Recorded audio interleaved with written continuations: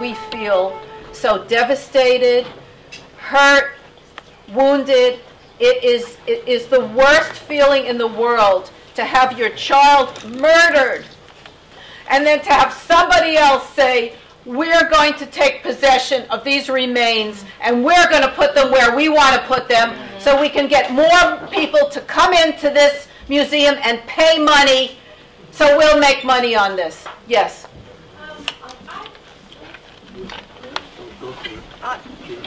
Okay, well, I feel that it's that they're emboldened by this because when you look in Texas where they want to make Arabic a required language, when you look where I live in Bucks County, Pennsylvania, we have CARE going to the temples, going to the Quaker meeting houses, saying how wonderful it is.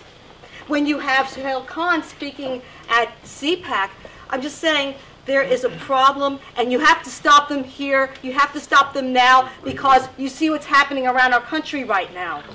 And I am afraid that human remains of your loved ones are 7 stories below ground behind a cold wall. Just that fact alone needs to get out. There's no way that the media could not report this once someone gets it out there. I mean, that is chilling to the bone. It's akin to a museum going to a coroner's office. But because these remains are unidentified, for some reason the families are not, because we can't say, well, that's my Joe or that's my Sarah. We don't have legal right to those. Supposedly, we're going to definitely pursue this. We're going to test that in the courts. We're going to test it. But this is the first time there's been such a mass casualty of and unidentified remains. This is really going to set a precedent of whether museums are allowed to display this. Yeah, but they're not unknown. I mean, we know who they are. And that's what we're going to pursue. So are you going to pursue it as like a class? That's what we're going to pursue. We're going to pursue legal action. No, but we know who they are. It's a finite group of people that, so that we are going to pursue that. It's 2,900. There's someone all the way in the back there, way back. Yes. I'm from Los Angeles. I'm here with June McWilliams from Repatriate. I just want to say that I want to just say give my respects to the family of the victims. Thank you. And I want to salute Robert and Pamela, Pam, and all the rest of you here in New York, because you are literally at ground zero for the nation.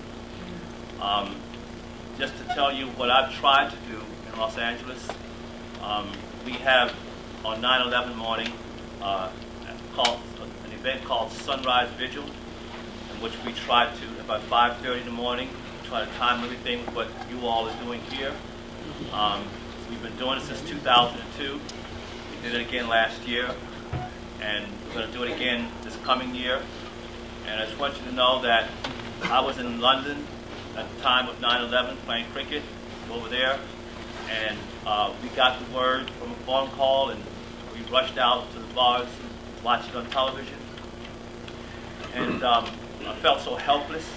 All we could do was we got an American flag, we went down to Trafalgar Square, we stood there with the American flag and stood with you all. I just want you to know that we're doing what we can to support you. Thank you.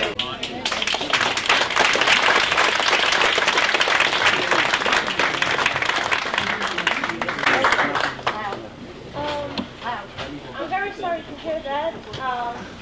I'm an ex-Muslim, and I lived for 34 years as a Muslim, converted 6 years ago to Christianity.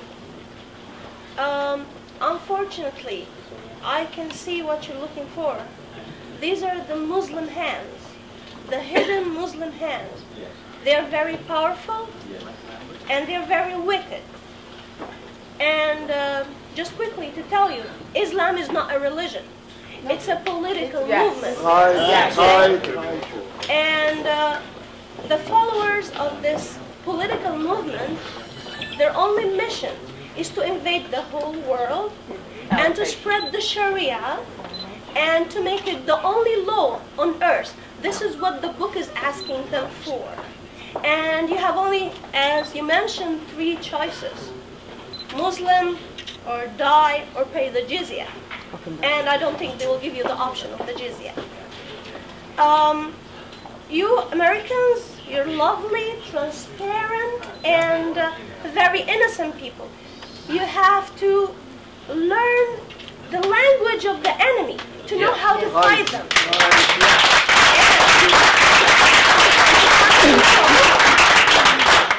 And you have to know that the word is more powerful than the sword. And they fear so much your word. Don't think they don't care about it. They go crazy when they talk. When we talk about them. So keep it up, spread the word. We have this internet media. Yes. It's an honor, it's a pleasure. You go on Facebook, you just type one sentence, it spreads all around the world. So go ahead and do it, everybody.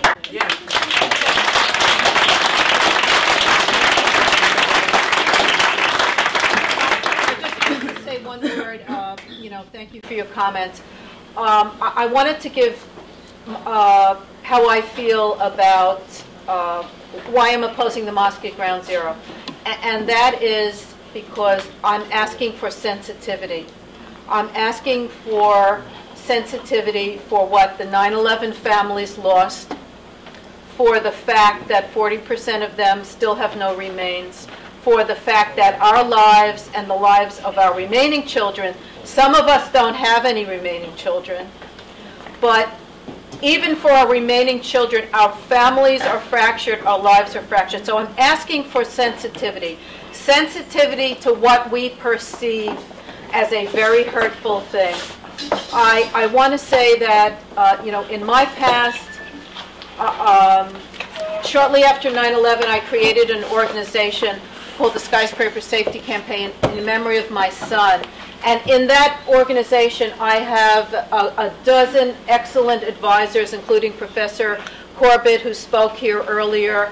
And I also have a professor whom I didn't even realize until 5 years later that this man was a Muslim. And the reason I say this is because it was not a matter of religion. It was not a matter of intolerance. It was just a matter that we wanted to change history and not allow something like another 9/11 to happen. And only after about 5 years did I realize that this man, who was an engineer and a person who felt such sorrow for what happened, who loves this country, who loved my son even though he never knew him.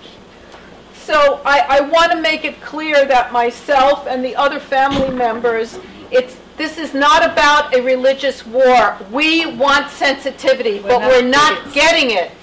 We are not bigots. Our children were loving, open people. They lived in New York. Like, what do you expect? They were so liberal and so tolerant, and yet on 9/11, they became instant infidels. And so my word is that we are asking for sensitivity. Sensitivity to what happened to this city, to this country, and sensitivity for the feelings of the 9/11 families. And we have been refused that. We've been denied that. And I just wanted to say that. Thank you.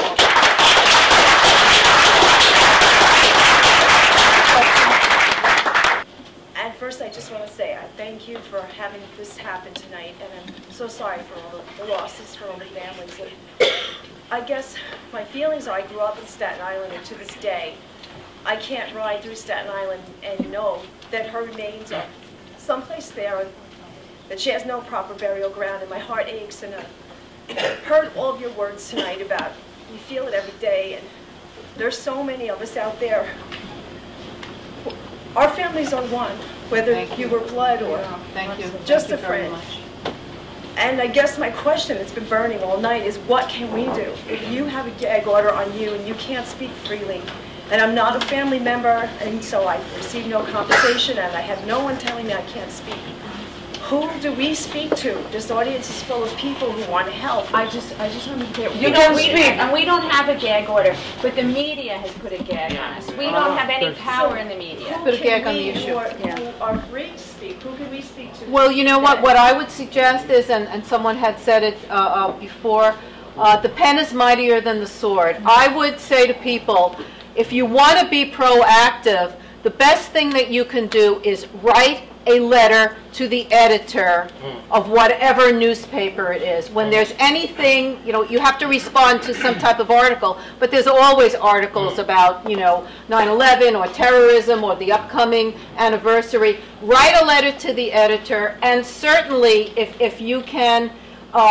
contact your local elected official and say, I feel this way about 9/11 and about the people that died.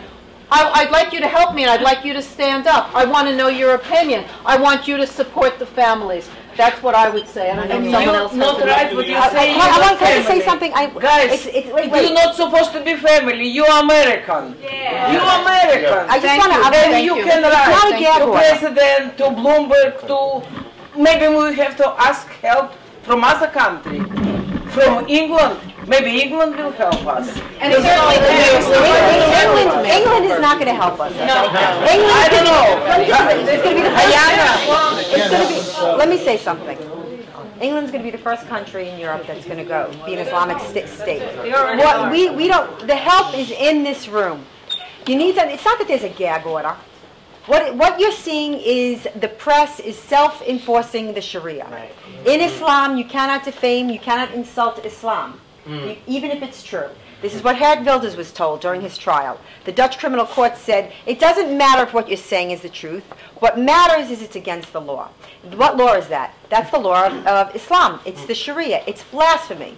In Muslim countries, like Pakistan, Christians are being executed for throwing away a business card of a man whose name was Muhammad, because he insulted blah blah blah. But they executed 5 like this past month for blasphemy. This is blasphemy. What we're doing in this room is blasphemy. Now, they're not executing us. What they do is character assassination. They destroy people. They destroy people's reputations. They destroy the word of people. They marginalize people. They demean people. This is what they destroy you. This is what they do. You can write a letter to the editor. Frankly, I personally think, and I'm not trying to, I think it's a waste of time. I don't know how many letters to the editor never get read.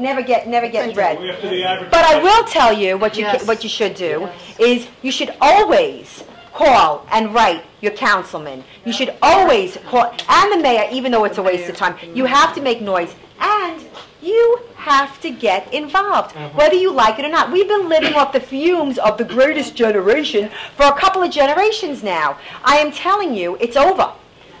It's over. You have to get involved now. I know that you're working. I know that you can't put in 20 hours a day on a blog, blah, blah, blah, blah, blah. But you can do something. You wake up in the morning and you throw your feet over the bed and you rub the sleep out of your eyes and you say, what am I going to do today to save the Republic? You're going to send around email to your email list. You have, each one of you, your own network. You have to get it around. You're all sitting here saying, I didn't know that. I didn't know that they're burying the dead 7 feet under. People that these loved ones can't mourn, don't have a place to go. Why don't you know? Because you didn't get it in the email. How'd you hear about the Ground Zero Mosque? You didn't hear about the Ground Zero Mosque in the media. How'd you hear about the Ground Zero Mosque? Who sent you those pictures from the June 6th rally? It's you. You keep looking to us. It's like Dorothy, click your heels together. I want my own backyard. It's you. It's all you. You have to send it around. You have to write. You have to get enraged. You can make things happen. It is still America. And our politicians are supposed to represent us. We have to make it happen.